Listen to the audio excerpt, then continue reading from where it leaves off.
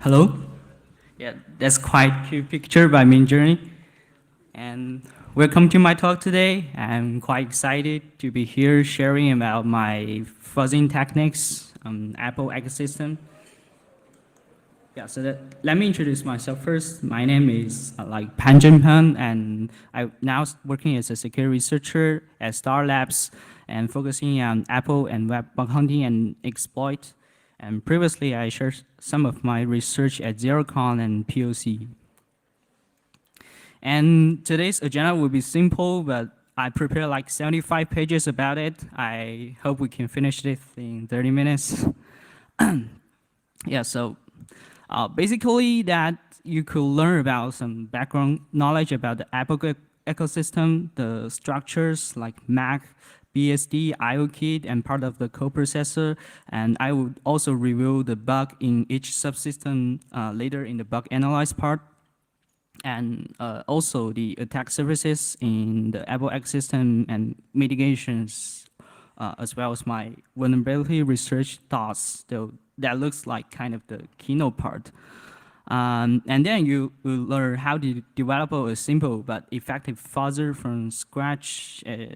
Is really simple, and the golden ticket towards some easy Apple zero-day series, probably. Yeah, so let's start. So XNU is Apple's kernel. It's a hybrid kernel, consists of three parts, like the Mac, BSD, IOKit, and Apple devices got several coprocessor to always-on processor, the display control processor, the smart I/O, security clay processor work together with the application processor to like. So the Mac represents the micro parts in XNU, and the most represented object I think is the Mac ports. It's a general wrapper for kernel objects and message queen, which is the Mac IPC.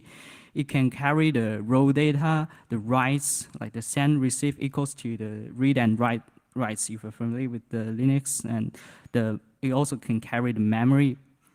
So other objects in Mac will be like the Mac task, thread, and voucher. So the BSD is the monolithic kernel part of XNU. It implements the traditional Unix structures like the file descriptor, the socket, and device drivers. And IOKit, I would say that it's the most shitty part in XNU because, like, if you're trying to understand in the wide exploited Apple, you would say like 70% of them will exist in the IOKit part. So it's a subset of C++ written driver framework and implements some tool drivers like IO service, frame buffer for like GPU and family series. And network filter and endpoint security is actually part of IOKit, and they're already moved out of the kernel scope, now served as the system extension in user space. And there's also other drivers that communicated with the peripherals, like the coprocessors, like the Apple M2 Scala CSC driver. And for coprocessors, I also categorize them like those who, from the I/O registry entry, is the device tree, like the object that maintained by kernel dynamically.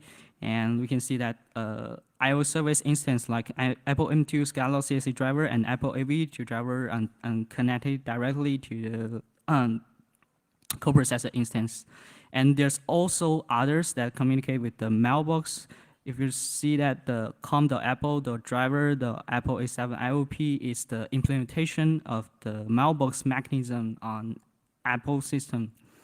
And in this one, you got a simple endpoint for PMP that is corresponding AP side driver.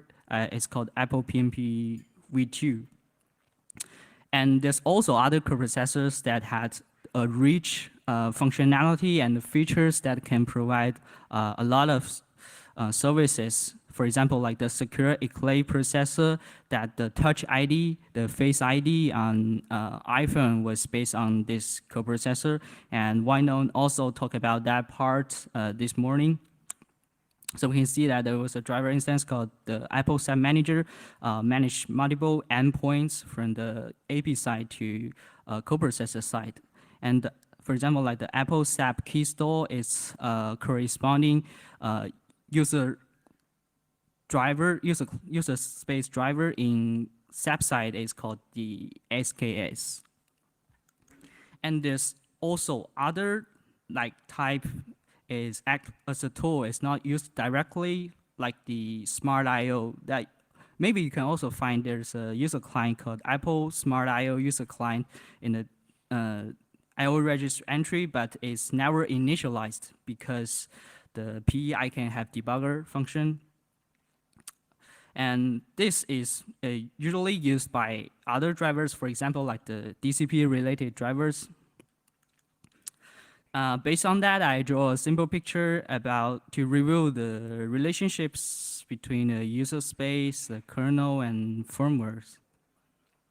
And let's come to the attack services part, because I said that was 3 different that subsystem in X and U, so it also got like 3 different APIs, syscall's entry point or so. But IOKit APIs, what is under it is actually called Mac message, which is one of the Mac traps. And yeah, an MIG system is also based on that, but that's another story. You just remember this 3. So for coprocessors, we got some remote attack services, for example, like Wi-Fi and baseband and Bluetooth. For like local attacks, for example, like DCP, the SAP, and GPU. And so my bug mainly exists on the like DMA and memory mapped I/O part, that mailbox, which is based on the memory mapped I/O. So if we do the compare between these 2 parts, compare the mitigations, we will find that in X1U, we got strong and significant mitigations, and I believe that this morning, why not already talk about that? I would say that some software mitigations, like the SAP Feng Shui, the VA Squeezer, and variant of KL type, some hardware mitigations, and Apple is still keep isolating the user-controlled memory, for example, like the K-memory range ID spray quarantine. So for this part, if you're interested, I strongly recommend you to read the last year's HackerCon, the Life and Death as an iOS hacker. And if it comes to the coprocessor part, you will find almost no modern software mitigations in it, like no ASLR, no heap mitigations, although it's got some like hardware mitigation like ACIP, is a coprocessor side KDR and PPL, and to prevent we attack from the coprocessor to the AP side, Apple introduced a thing called IO Dart, is Apple SMU. But usually if we can gain code execution at the coprocessor side, it won't be hard to trigger other bugs on the AP side. So when I was start the work, I was wondering that if a coprocessor is so tasty, why didn't everyone just target on it? So it got really limited public resources, like, and it needs like heavy reverse engineering work, and it's hard to debug or determine the runtime memory layout for the exploit part. But personal opinion, I think the coprocessor could be really valuable targets in the future under the modern mitigations in X and U. The limited public resources can mean more possibilities, and yeah, the reverse engineering work is tough, but we can finish it by time. Yeah, we can also emulate the firmwares to solve the debug problems. And then we begin our fuzzing part. So I will first do a quick review of the version 1 and and like compare the improvements in version 2. Like in the early fuzz stage, I would collect the entitlements needed by the driver, sign the fuzzer, and collected all reachable like I/O services and the user clients, because like for one I/O services, it will got my different type of user clients. And then I would like start the early first stage to collect effective data and generate the playlist and provide it to the deep fuzz stage. There might be some other trivial operations like rank potential vulnerable cacks. So the difference mainly exists in the two yellow line parts. So for the entitlements collection now, I use a IDA Python script for it. I would collect all code near call X reference to the entitlement getters. For example, here it will be like IO user client copy client entitlements, but there are also other getters such as like IO task has entitlement or some in IO GPU. And we can see that it uses ADRL instructions to load the entitlement string address to X1 register, which is the second parameter. And then we find the data offset extracts from the ADRL instructions to get the string address.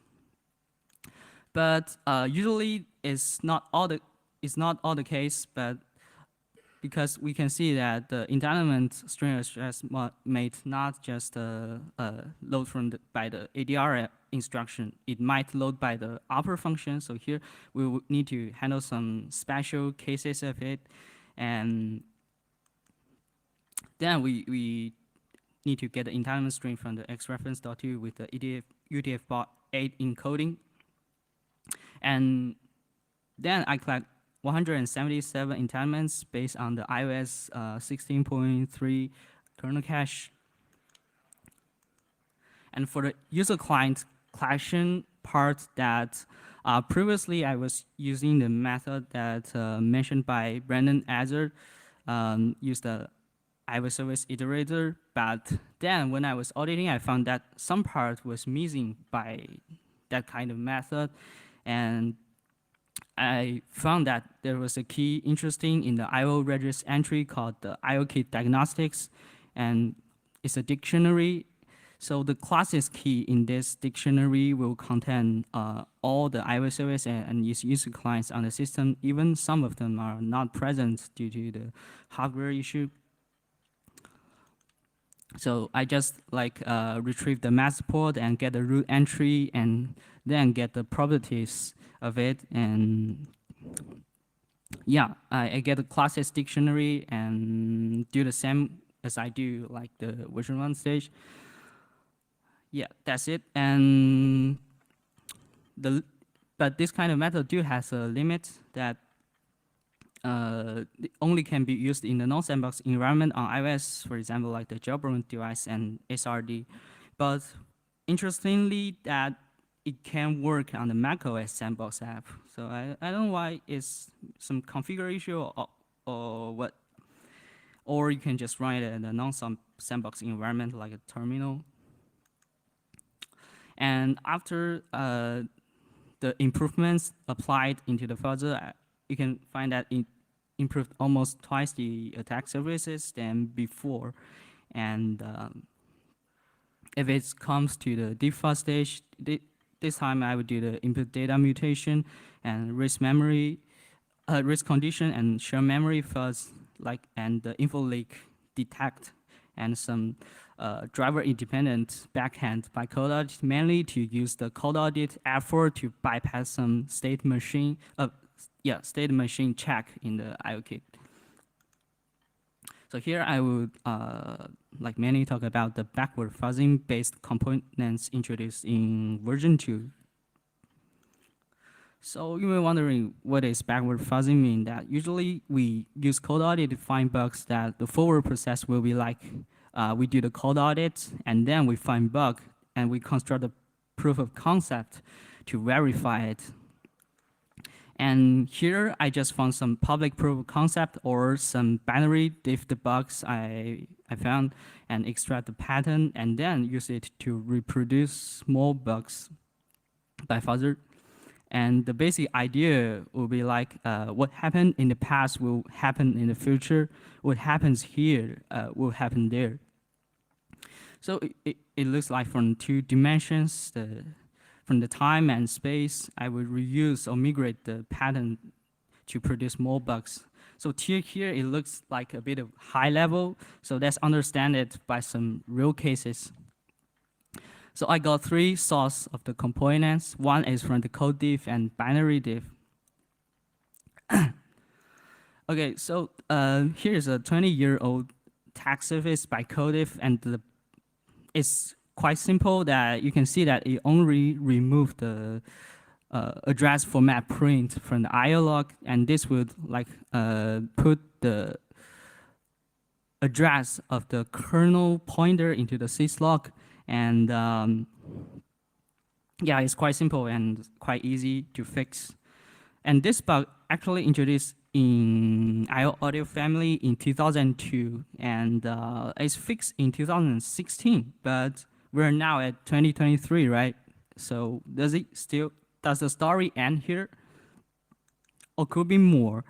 The root cause will be like the kernel developer might write the kernel address to a log by accident. I think this could be a general attack surface, not only in IOKit, but in X and your coprocessors. So let's examine it. And due to the unified logging mechanism, if you are using like grep or some static analyze method to just find the address format print, you will find that some are not true because it will just show private. So you must like to find it dynamically. So you need a way to trigger a lot of code paths in your target. So the fuzzer can do that. And another effective way to detect the kernel inflate, and we can down that by the search the syslog and add a grep filter. So the bug just bump out your eyes, and I will pick some of it in different fields and to show you that, yeah, I just yellow line them and you'll be quite straight. And it's in our Ubuntu family, and this one is in the DCP image that, yeah, it's the same pattern, but in the firmware's image. And if you want to reverse it and check, I strongly recommend the blog post by Yambirs, the zero day in the white exploit in the DCP. I always use that his way to reverse engineering and analyze other bugs in DCP. So here the bug is also simple. Yeah, another simple bug. Yeah, it's silently patched before I report it because I need to take some time to write all the reports. It's a lot. And how about XNU? That in kernel, that the things seems a little bit different because like the address format printed only used in some cases, like it's used in the panic context, so there's no window, and or it's commented or it's not enabled for release version. So yeah, more than 20 bugs have found by this, and Apple will merge some issue within the cache. So 5 was assigned, and another one I think is assigned like yesterday or the day before yesterday by in iOS 16.5, and there's more on the way. If you're interested in this area and want to get some CV, you can just go ahead. And also, I get some inspirations from the public proof of concept that, for example, like this one, like I learned that limited resource management will be like a huge problem in kernel. Like I learned a proof of concept from the MPTCP integer overflow by Pangu team. So we're gonna use this idea to migrate it to other parts. And let's see if we can find some other similar issues. And here, I do find some issues by this idea in different parts in IOKit, Mac, BSD, and coprocessor. And the coprocessor part is partially fixed now. So yeah, I will release more informations later and give you a hint. So in AeroKit part, the bug is stupid. Like normally, CACs will inherit the IO user client and re-implement it, inherit the IO service and re-implemented the new user client method, and sometimes they just return 0, which means the return success. But due to the like memory limit in kernel space, the client won't be like properly initialized. So yeah, when it's used later, it will trigger the non-pointer somewhere. And because I report like more than 10 issues for this problem, and Apple addressed like a general fix for it, and so it will try to dynamic cast it to a user client. If not, it will return error, then dereference it. But there still exists some watchdog timeout issue even within the sandbox, like the Apple upstream user client driver for Intel device. And for Mac ports, we can got the integer overflow for IPC port, that there was a macro called the IO max references, and the value was changed from the 0x7 followed with 7f to 0x0 followed with 7f since iOS 15. So here we can send 0x2000 SAM port to the 0x8000 different remote port. Why we do that is in order to bypass some check in the XNU IPC. And yeah, in this way we can trigger it and we'll get a panic within the sandbox. And on latest versions that I already reported, and after, I don't know if they fix it or not because it was converted to the memory exhaustion on the latest version. It's not the latest version because I didn't have tested on iOS 16.5.